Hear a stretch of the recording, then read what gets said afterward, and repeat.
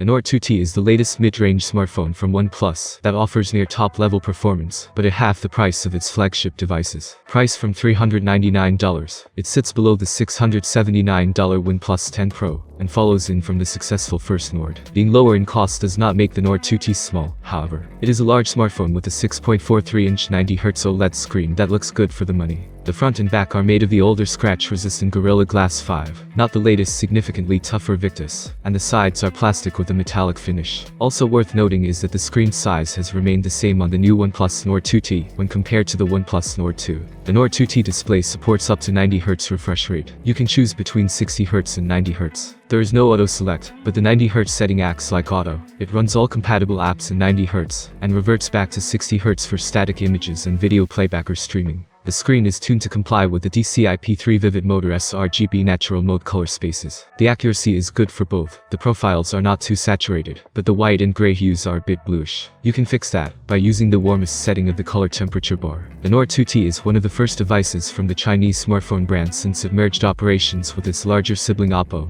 sharing development resources for both hardware and software. Both brands are owned by Chinese conglomerate BBK Electronics, which also owns the Vivo, Realme and iQOO brands. Combined, the 5 brands make BBK the world's largest smartphone manufacturer by volume. The Nord 2T is one of the first mainstream smartphones to use MediaTek's flagship Dimensity 1300 processor, instead of one made by the dominant Qualcomm. MediaTek has hitherto been known for creating cheaper lower-power chips for budget devices, but has recently upped its game, attempting to compete on an equal footing with Qualcomm. On paper, the Dimensity 1300 has similar performance to last year's top Qualcomm phone chip, which means the mid-range Nord 2T is about as quick as last year's top Android smartphones, and significantly faster than last year's Nord. The result is a very fast-feeling smartphone that handles games and other intensive tasks better than most mid-range competitors. The OnePlus Nord 2T is available with 8 and 12 gigs LPDDR4X RAM, and you can choose between 128 and 256 gigs UFS 3.1 storage options. Comparing the performance of the Dimensity 1300 and Dimensity 1200 processors, the difference is not very big, as you can see from the benchmark results. Battery life is slightly below average, lasting 34 hours between charges, meaning it keeps going from 9 AM on day 1 until 7 PM on day 2, with the screen used for under 5 hours between charges. Note that active use of data services over 5G had a greater impact on battery life than competitor phones with Qualcomm chips. But the charging time of Nord 2T has improved, and now fast charging provides a block of 80 watts. Let me remind you that the previous generation Nord 2 had a charge with a power of 65 watts. The OnePlus Nord 2T has 2 speakers, one at the bottom, and the other one is the earpiece. The bottom firing speaker seems to be offering a bit more bass than the top one, and maybe it's also a bit louder. But that's not what matters. The important thing is that the sound is well balanced and tuned for satisfying listening in both portrait and landscape orientations. The Nord 2T is one of the first OnePlus smartphones to run a new version of the company's OxygenOS software, now a customized version of Oppo's ColorOS 12.1, which is based on Android 11 with Google services. It is still one of the fastest and best versions of Android available, but given that it is now 2022, I hope that in the near future, the OS will receive an update to version Android 12. OnePlus offers software support for 3 years from release for the Nord 2T, including 2 years of Android version updates, plus a further year of bi-monthly security updates. Samsung offers 4 years, and Apple offers 5 for their respective phones, so OnePlus still has work to do. The back of the phone has 3 cameras, a 50-megapixel main, an 8-megapixel ultra-wide, and a 2-megapixel portrait, the last of which can be safely ignored. The main camera shoots images at 12.6